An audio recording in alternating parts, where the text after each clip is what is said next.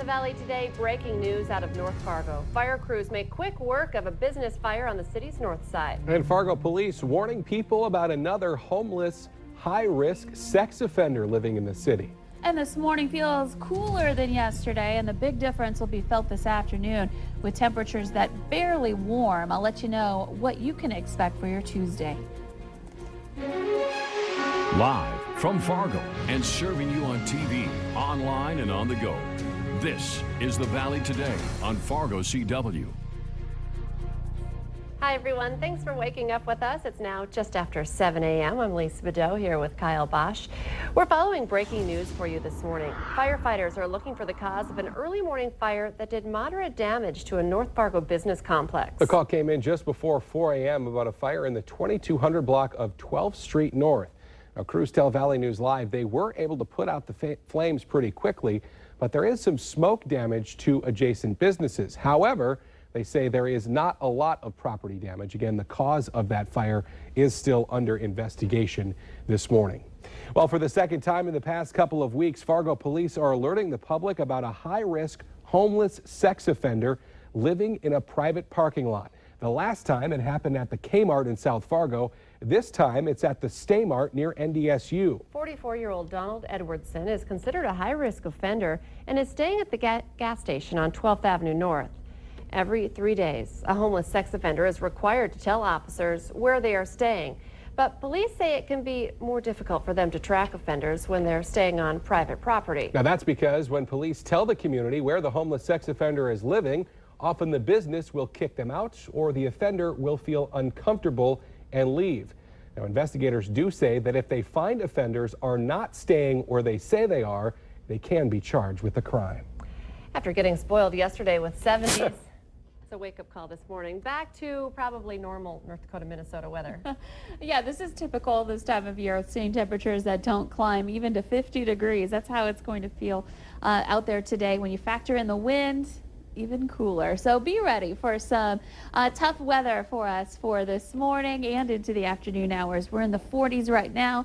We'll see those temperatures only rise into the upper 40s in the Southern Valley. That'll be about it. And look at all those little clouds showing up on our hourly planner every single hour, looking at some mostly cloudy skies and wind out of the north in the teens, gusting even higher than that today. So we'll see some wind gusts into the 20s to near 30 miles per hour.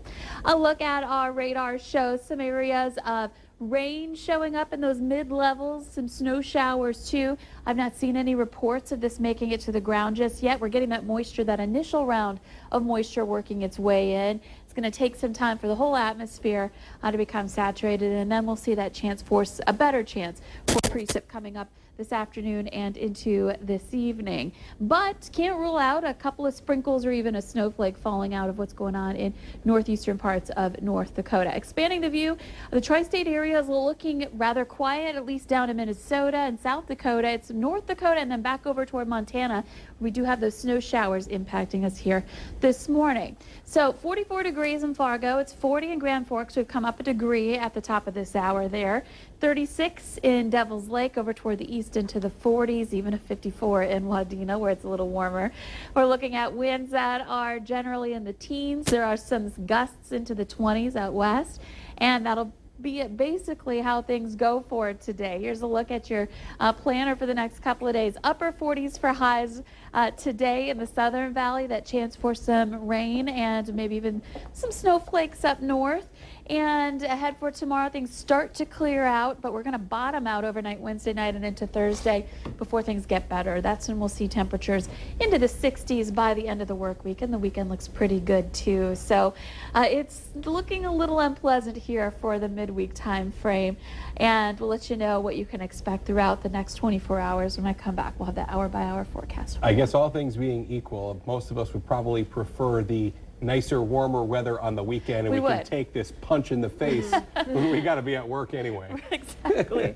That's a nice positive outlook. Yeah. Glass half full. Yes. Thank you, Lisa. Developing this morning, law enforcement working at the Dakota Access Pipeline in central North Dakota say they are dealing with more aggressive protesters after a recent court decision to allow work to continue on the pipeline. 27 people were arrested at the protest site yesterday, making it the highest single-day arrest total during the ongoing protests. Early yesterday morning, police say they were notified of 3 people who had went onto private property. 2 of them then chained themselves to equipment. Later, a large crowd showed up and refused to leave. Cass County Sheriff Paul Laney, who is serving as the operations chief for law enforcement, says that yesterday's actions were not peaceful. To date, 123 arrests have been made regarding the pipeline. The protests are also gaining even more national attention after actress Shailene Woodley, the main character in the popular Divergent film series, was arrested during the incident. The sheriff's office says Woodley, like the others arrested yesterday, faces 2 Class B misdemeanor charges of criminal trespass and engaging in riots. Many questions remain this morning after a presentation to the Fargo City Commission on refugee resettlement in the city. Commissioner Dave Pepcorn is asking for more information from Lutheran Social Services about the costs to local governments. Now, LSS brings in an average of 400 people to North Dakota every year, and findings show that taxpayers in Cass County are responsible for about $9 million in costs related to refugee resettlement. Pepcorn kept up the heat, demanding to know why the city doesn't have any say in how many refugees are settled here. To think that the city leaders are not involved in this is a huge decision made by you that's encumbering us. Isn't that correct? I'm not a lawyer, but that's what's happening. We are the ones that have to pay the bills, and that's not acceptable. Pepcorn asked that the matter go to the Finance Committee and wants to know every public dollar spent in Cass County on refugees. City leaders instead sent the issue to the Human Rights Commission for more analysis. Well, both Fargo and Grand Forks are reviewing their panhandling ordinances, worried that they could be in violation of the U.S. Constitution. After a recent ruling by the Washington State Supreme Court, the ACLU says panhandling is protected under the First Amendment. In Fargo, current rules say people cannot panhandle downtown within 20 feet of any intersection or highway ramp, on any median, within 20 feet of a bus stop or crosswalk, or within any city park. The North Dakota Highway Patrol is investigating a deadly crash involving a man from Jamestown. The crash happened just about 23 miles north of Grand Forks in Walsh County. Troopers say the 46-year-old from Jamestown was driving north on I-29 when his SUV crossed onto the median and hit a concrete support for an overpass. The man's name is not being released until family members are notified. Well, family, friends, and Fargo police are asking you to keep an eye out for a missing man. They're searching for 41-year-old Scott Fonder. His family tells Valley News Live that Fonder has been gone since last Saturday. If you do have any information, you're asked to call the Fargo Police Department. Bemidji police are investigating an apparent stabbing that happened Friday night. It happened in the Tesoro parking lot just off of 4th Street. When police arrived, they found a 20-year-old woman bleeding badly from multiple stab wounds. Officers say this case appears to be an isolated incident. If you have any information about the case, police, however, still would like to hear from you. We're following the developing story in the southeast U.S. in the aftermath of Hurricane Matthew. FEMA is now aiding rescue efforts in North Carolina following that deadly storm.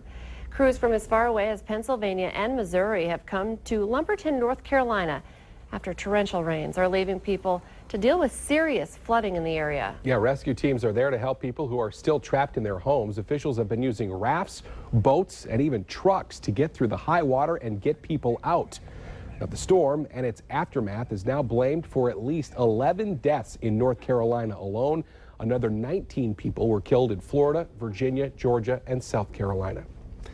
Well, in our election 2016 coverage this morning, Donald Trump is threatening to continue attacking Bill and Hillary Clinton should more tapes emerge showing him saying inappropriate things. The Republican nominee made the comments in Pennsylvania yesterday, one day after accusing Clinton of smearing women who accused her husband of sexual assault.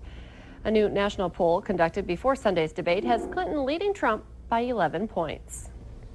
2 teenagers could be facing serious charges after admitting they were behind a bomb threat at Park Rapids High School. Police say the threat was left in a phone message Saturday night. Staff members listened to it yesterday morning and called police immediately. Now, students were evacuated to the elementary school while authorities searched the high school for a bomb. They were allowed back in class just before 10 a.m. yesterday. Police say that the 2 teens could face charges of making terroristic threats and may have to pay for the emergency services used while they responded to that threat. Food allergies are certainly serious stuff, and that can make trick-or-treating downright dangerous for some kids. Just ahead, how a show of teal-colored pumpkins can help keep kids safe this Halloween.